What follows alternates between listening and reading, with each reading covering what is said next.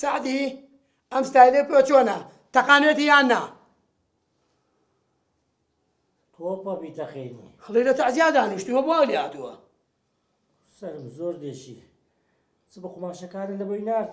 قماشەکانم بۆ نارد بە دڵی تۆ خێری شەکات. باشە کاکە باشە دەبینە حەبەکانم دەبینە. من کوێر بم وەڵای حەبەکانم لە بیرچوو. تو کەنجی نێشت لە بیر ناچی؟ خۆت و ڕەمەکە دەردی تۆ حەب نییە دەردی تۆ لیمۆیە لیمۆ. گوێ بگرە ڕەشید ئەو ماوەیە خۆم گران دەکەم وان لێ دەکەم دەبی مەمنونی من بن. دەست خۆش ئاوا خۆت قورسکە خۆت گران بگرە ئەوان بچووکەرەوە. ئەرێ وەڵڵا دە باشە برایەکەت کووە؟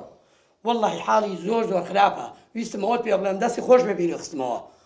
منەچم بۆ خەسخانە بۆ لای ئەو بەس تکات لێ یەکەم تکات لێ یەکەم سعدی تکات لێ یەکەم دوکان جێمێڵە چکە مشتریمان زۆری ئەمڕۆ. چێ دێتن؟ کورە حاجی خدرە حاجی عوسمانە کا عەلیە کاک ئەحمە هەموویان دوکانەکان قماشی تیان نەماوە داوایان کردووە. باشە باش پێویستت بە هەر شتێک بۆ تەلەفۆ بکە باشە کاکە؟ بەس پێویستیم بەوەی و دووچاوە ماچەکەم دوکان جێمێڵە مەجۆ بە دەوری کێشەی لیمۆ خۆ بچووک مەکەرەوە خۆ گران کە گران.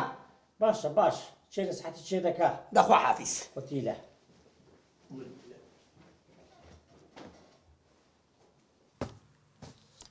ئەرێکسمۆ تۆ هەڵەپەڕ یا قەلەقی؟ دایکەوە نیە لە خۆشییا هەڵەپەڕەم ئەو تۆ باسی چیەکەیت؟ ئەی بۆ چاوەڕێی چیەکەی؟ پیاوێک دوو ماڵی هەبێ هەروە بێ ئەی چۆن ئەو لا خێزانێتی و مناڵی هەیە و شتی هەیە بە قوربانە بم تۆشی بەدزیەوە هێناوەرە بە چاوەڕێرەوەی لێ بکەی ئەی چی؟ ئێستم نەسیحەتانی منەکەی ئەی بۆ ئەوەڵەو نەسیحەتانە و ناکردم. ئێ خۆ خۆش تەوزانی خۆش هەر حەزی لێی بوو ئەیتە قابیلە چی بکەین ئێستاش پێویست بە قەلەق کوشتە ناکات ئەزانی چی بکە فۆیسێکی بۆ بنێرەوە بیترسێنە بڵێ بەیانی وەرە بۆ بەردەی مەحکەمە. یعنی ئاوا یەکسەر بڵم جیابمەوە؟ ئات بیترسێنە ئەگەر ناخۆ جیا نابیتەوە.